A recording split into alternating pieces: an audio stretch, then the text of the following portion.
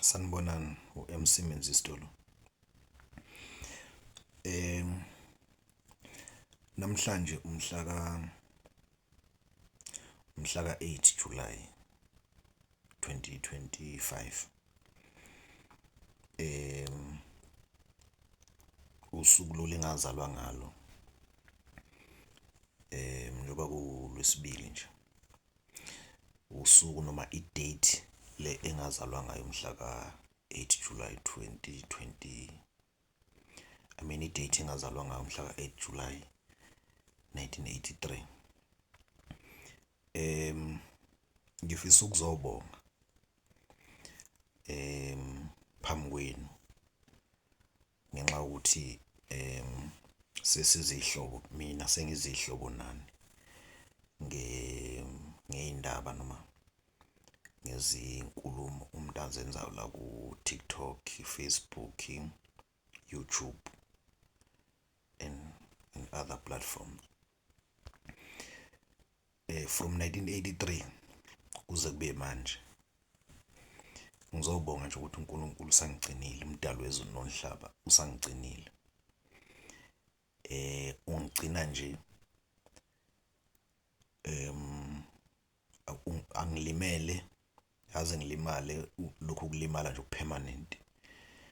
Akaze ngigule lokhu kugula lokuthi sengiphila nakho ukugula. Well-ke ngiyaphathwa ukugula ngikhuhlane uphele, ngake ngaphathwa ngahlaselwa ngathi ngihlaselwa izinso kwaphela, ney'nyawo kwaphamba kwaphela. So anginakho ukugula, anginakho ukukhubazeka,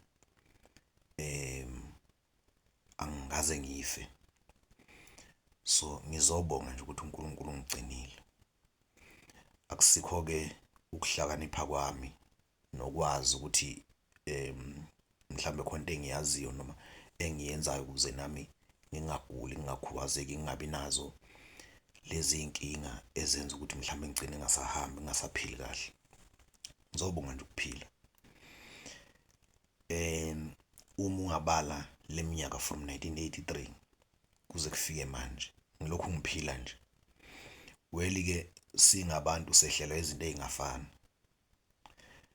Omunye wehlelwa yilokhu, omunye wehlelwa yilokhu, omunye wehlelwa. Mina nje ngehlelwa na ukuboshwa. Kodwa still ngaphuma ngiphila endaweni la khona ohlala khona nokufa. Phela uma usejele uyafana nomuntu osuke ehleli nokufa kanje. Mawuthi uyavuka nje nakhu, mawuthi uyavuka nakhu. Uyafana nomuntu osuke elele nokufa embedeni ngoba ukufa kusuke kubonakala sengathi kuseduze. But ngaphuma ngiphila, ngifuna ukukubonga nje lokho. uNkulunkulu-ke okuyena owasidalayo ngiyamthanda kakhulu, ngiyamthanda kakhulu. Angimthandi kodwa mina ngale ndlela nina nimthanda ngayo. Angimthandi mina ngale ndlela nina nimthanda ngayo. Ngiyamthanda nje kakhulu. Uma ngichaza ukuthi angimthandi mina ngale ndlela nina nimthanda ngayo, I don't go to church mina. I don't go to church. Anginali isonto nje kuthiwa ngelamaya. I don't do that. Kodwa ngiyamthanda kakhulu uNkulunkulu. Uma uzobuka ukubonga kwami akusho ukuthi senginakho konke, nanginalutho mina. Ngizobonga nje ukuphila. Njoba ngike ngasho ekuqaleni ukuthi uNkulunkulu noma izinto ezizehlelayo endleleni azifanani. Yabo nje omunye ubonga imoto, ubonga umuzi, ubonga ukuthi useshadile, ubonga ukuthi izinto zakhe zihamba kahle, sibonga into ey'ngafani. Akusikho ukuthi nabo kube ukuhlakanipha kwabo lokho, kodwa nje kukhona umoya osemva kwakho konke lokho ukuphumelela kwakho. Ziningi izinto, ayifani izinto ezisehlelayo. Uyabona nje uma ungabala from 1983 uza manje bese ubala abantu abangasekho emhlabeni, ubala abantu abagula, ungabona ukuthi ungazoyibuza ukuthi mina ngisinde kanjani. There are people abaphilayo ukudlula mina, abaney'nhliziyo ezinhle, aba-right, kodwa bayagula, abanye bafa. ngasala mina nginjalo nje ngingekho ngcono ngekho right. So ilokho umuntu akubongayo. Uyabona nje kwesinye isikhathi mungabuka iy'ngane wawufunda nazo, mungabuka nje ingane wawufunda nazo, mhlawumbe wawufunda nazo umatric noma wawufunda nazo ey'koleni, khona iy'ngane ezayingahlakaniphile kunawe, khona iy'ngane ezayingahlakaniphile nazo ziyazi ukuthi wena wawuhlakaniphe kakhulu kunazo, kodwa ungathola ukuthi ezinye sey'shadile iy'nemizi iy'ney'moto, lezi ezayingahlakaniphile, wena wawuhlakaniphile kodwa awunawo umuzi, awunayo imoto. Uyabona, hhayi ngoba nawe awazi ukuthi yini, uyayifuna lento, uyayifuna lezi zinto, le mpilo emnandi nawe uyayifuna kodwa awunakho, akwenzeki nje. So it's not about ukuhlakanipha komuntu, kodwa kukhona umoya engikholwa ukuthi okaJehova osemva kwethu. So impilo nje ikanjalo, impilo ikanjalo. Uyabona nje ayiyi futhi ngokuthi wena wawuhlakaniphile noma ayiyi kanjalo impilo. Impilo nje that is the order of life, ayiyi kanjalo. Mhlambe nizongivumela nje mina nje kukhona iy'ngane engangihlakaniphile kunazo esikoleni, nazo ziyazi ukuthi ngangihlakaniphile. Zikhona futhi ezayihlakaniphe ngaphezu kwami, nazo ziyazi ukuthi zayihlakaniphe ngaphezu kwami. Kodwa lezi ezayingahlakaniphile kunami ziney'moto ezinye zazo, zinemizi ishadile nje, ezinye ingabefundisi, ezinye zingaba numzane, ziney'nkomo ezinye, uyabona. But mina engangihlakaniphile kunazo anginakho lokho, ngisayifuna lezo zinto. Nawe futhi khona iy'ngane ezayihlakanipha ukudlula wena, kodwa uyabona hayikho, ukuyibuza nawe yini osibani bani ngoba behlakaniphe kanjena esikoleni, futhi nje nasemphakathini kwakubonakala ukuthi bahlakaniphile, bayi-understand, kodwa manje abanazo lezi zinto enginazo mina, uyabona. So you must know ukuthi uNkulunkulu ukuthandile wakukhipha lapho. So ngiyakubonga kakhulu, mina angili-celebrate usuku lokuzalwa like futhi kangaze ngilithole phela nethuba loku-celebrate usuku. I mean akaze ngikhule ngalokho. Thina i-birthday akaze siyenze emakhaya nje, asiyenzi but isiyenziwa manje-ke ey'nganeni zethu, omama bazo nabashana. Ngike ngibone ekhaya, mina ngike ngithi ngiyafika ekhaya ufice kuthengiwe ikhekhe lapha, hawu yini kwenzenjani, hawu umshana uyazalwa, mhlambe-ke kube kuhle nje kube njalo, but asikhulanga thina kanjalo. I-birthday nje sasingayazi to such that namanje asiyi-celebrate. But mina ngizokubonga nje ukuthi ngiyaphila. Uyazi ukuthi emva kokuthi ngiboshiwe ngaphuma ejele ngase ngibuka izinto ngendlela ebengingajwayele ukuyibuka ngayo, sengiyabona ukuthi yazi kubalulekile ukuthi makufika usuku owazalwa ngalo ubonge.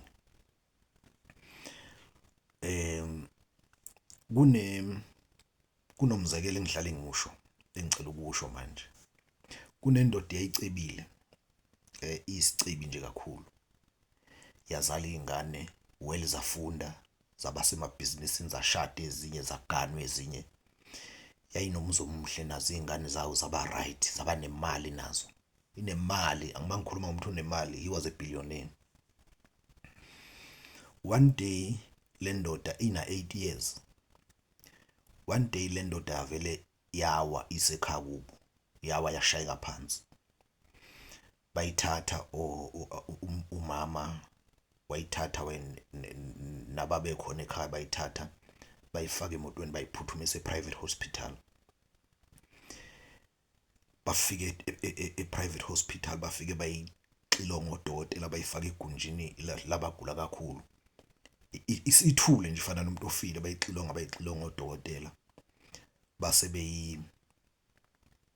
bedetect ukuthi lo muntu ushoda nge-oxygen. Bamfaka i-oxygen for 2 hours. After 2 hours bayikhipha, base bethola ukuthi use-right, i-oxygen isi-right.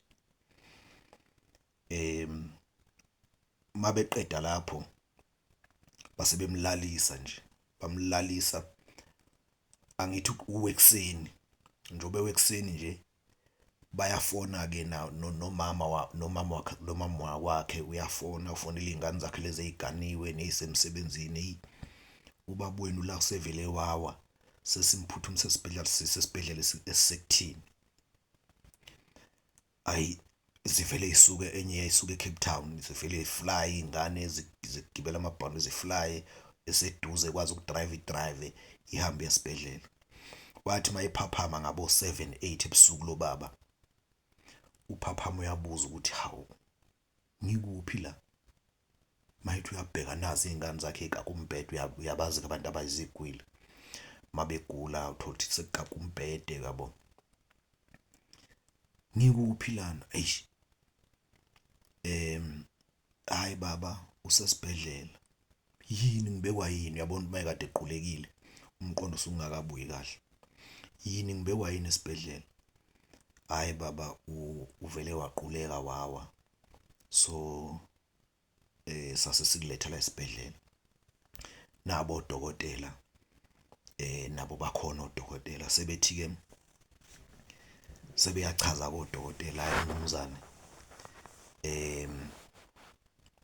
mnumzane uwile. Safika la esibhedlela, bakuletha la esibhedlela, safike sathola ukuthi ubushoda nge-oxygen, so sesikufakelile i-oxygen for 2 hours. Sayifaka i-oxygen sayikhipha after 2 hours sathola ukuthi usu right, so sase sikulinda ukuthi uzuphaphame.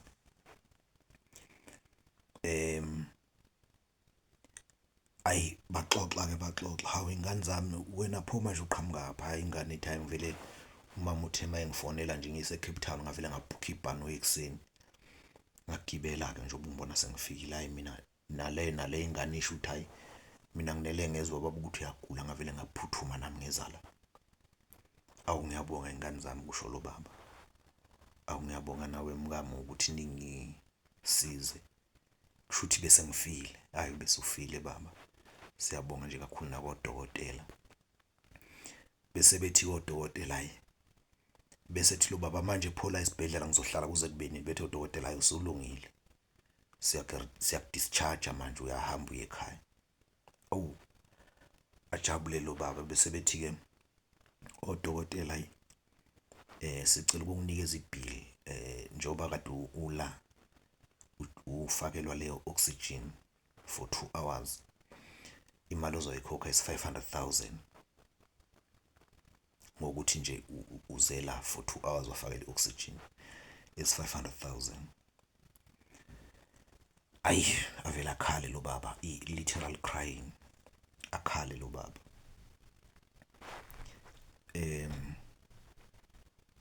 Ayi mayekhala akhale aze, so mabembuza yini ayi avela akhale, mabembuza ayi avela akhale, mabethi bambuza avela akhale kakhulu.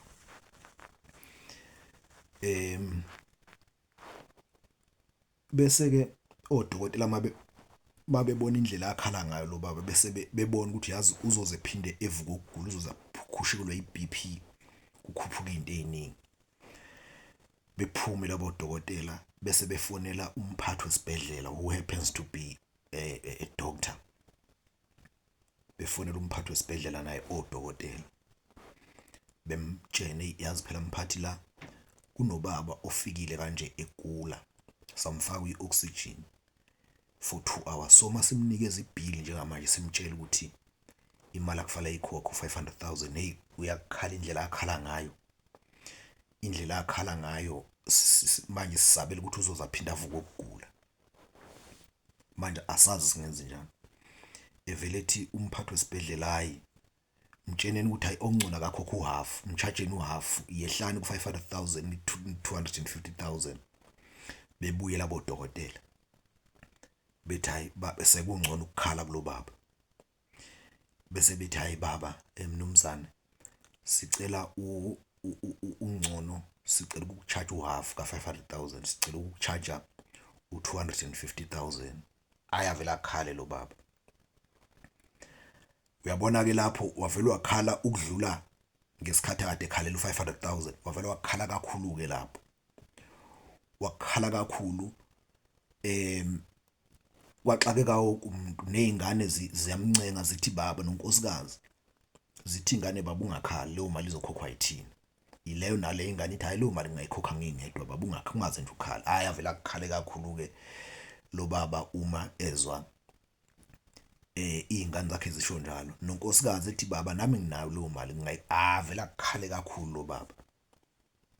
Akukhale lo baba ayi kudideke odokotela manje ney'ngane nonkosikazi kudideke wonke umuntu ukuthi manje kanti ubaba ukhalelani ngoba phela. So-ke kudideka wonke umuntu ukuthi ubaba kanti manje ukhalelani ngoba iy'ngane zithi izoyikhokha le mali nonkosikazi so nje yini emkhalisayo. Ayavela akhale kakhulu. Bephumela bodokotela bayofonela umphathi futhi phandle. Mphathi lo masithi 250,000 hey usevele wakhala-ke manje ukudlula ngesikhathi kade simbiza 500,000 uyabona nje usevele wakhala kakhulu manje asisazi. Ethi umphathi hayi imehliseleni hamba nimtshela ukuthi akakhokho 100,000 akakhokho 100,000 ongcono but nami ngiyenza. Bephuma odokotela emnyango before okay bebuye kade befonela umphathi bebuye bezongena endlini egumbini la kulele khona lo baba bethe odokotela hayi kade sisikhuluma nomphathi wethu uthi hayi asekucharge noma 100,000. Ayavela akhale kakhulu lo baba. Avela akhale kakhulu ke manje ukudlula avela akhale nje like never before. Ebese ethe sakhala kunjalo afika umphathi wesibhedlela. Afika abuza umphathi wesibhedlela yini baba? Akukhali lo baba. Akukhale lo baba ethi umphathi wesibhedlela hayi kulungile imdedeleni akakhipha u50,000 kuphela. Avela akhale kakhulu ke lapho ke makuthiwa akakhipha u50,000. Cabanga sebehle from 500,000 to 50,000. Avela akhale kakhulu ke manje lapho. Evele suku umphathi wesibhedlela ethi imdedeleni mahala lo baba akahambe ningakhokhi lutho etsheni omama ethi akahambe engakhiphi lutho. Ayavela akhale lo baba. Bese bethe udokotela kodwa ngeke nihambe naye enje kufanele sithole ukuthi yini lemkhalisayo ake nimiyeke nje ethu kulala. Akhale lo baba ke kwehle akhalaze benesilokuzane akhale kwehle azalale alaleke bese kuthi after 30 minutes bese yaphaphama lo baba besondela udokotela. Ebese ethi lo baba mabembuza udokotela ukuthi baba yini kwenze njani wakhala kangaka sesithi iphuma mahala. Ebese ethi lo esekhala manje sehlile umoya. Bese ethi lo baba hayi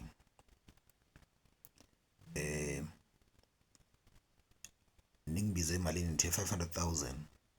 Bethe udokotela yeah that was the initial amount. Siqale sakubiza kanjalo bese ntaye no ngizoyikhokha leyo mali. In fact ngizoyikhokha doubled. Ngizokhokha 1 million. Ngizonikhokhela 1 million. Nginemali mina anginayo inkinga yemali. Angikhaliswa imali ngizoninikeza 1 million manje. Ebese ethi lo baba uyazi ukuthi ngikhaliswa yini? Ethi ngina 8 years manje. Ngina 8 years. Ethi selokhu ngazalwa 8 years ago. U8 years iminyaka engamakhulu iminyaka engamashumi ayisishiyagalombili. Ubheke ekhulwini manje. Ethi lo baba 8 years ago selokhu ngazalwa ngathi ngiphuma nje esiswini sikamama ngaphefumula ioxygen kaNkulunkulu mahala. Ngayiphefumula ioxygen kwaze kwaba izolo kwaze kwaba yinamhlanje kuseni. Ngiyiphefumula nje mahala ngingakhokhi lutho. Uthi namhlanje ngiphefumule ioxygen yomuntu for 2 hours. Umuntu wangicharge 500,000. Angisho ukuthi ni wrong ukucharge lo mali no iyasebenza. Kodwa into engishayayo ngilahla unembeza ukuthi kule minyaka ewu8 iphefumula ioxygen yomdali wezulu nomhlaba. Angikaze ngiguqe ngibonge kuye ukuthi ngiyabonga nangelilodwa nje ilanga for 8 years. Kodwa sengiphefumula ioxygen yomuntu kufanele ngibonge ngo500,000. How much more umuntu ongenayo lo 500,000 kusho ukuthi ngabe ufile. Ake sithi uNkulunkulu waqala ukungikhokhisa ngisanda kuphuma esiswini sikamama engikhokhisa nje ukuthi ngiphefumule ioxygen yakhe. Ake sithi wayengikhokhisa u10 rand nge-hour njoba nina nge-hour kusho ukuthi ni-charge u-250,000. Ake sithi uNkulunkulu wayengikhokhisa u-10 rand nge-hour. Uma ungabala ama-hour from leminyaka engazalwa ngayo kuze kufike manje for 80 years, ngabe imalini leyo mali? Wathi ngiyamkweleta uNkulunkulu, wathi indlela engimkweleta ngayo sengisaba nokuguqa ngibonge kuye ukuthi namanje ngisaphila. So that message isho ukuthi uNkulunkulu siyamkweleta kakhulu. Abanye bethu nami ngomunye wabo asibongi ngendlela ekufanele ngabe sibonga ngayo, ngomusa nje asenzele wona. Nami ke njoba ngenza leminyaka engiyenzayo nje from 1983 kuze kuzofika manje, ngiyambonga kakhulu uNkulunkulu kakhulu ngokuthi nje ngiyaphila. Mina akunalutho, akukho kunye nje ngingakubonga ngoba anginawo umuntu ongenalutho, kodwa ngibonga nje ukuthi ngiyaphila. Ayina nginamahloni ngokuthi anginalutho ngoba anginalutho sibaningi esingenalutho. We are still trying. And I understand mina ukuthi la emhlabeni singabantu ngeke sibe nezinto ezifanayo, ngeke kuze kwenzeke.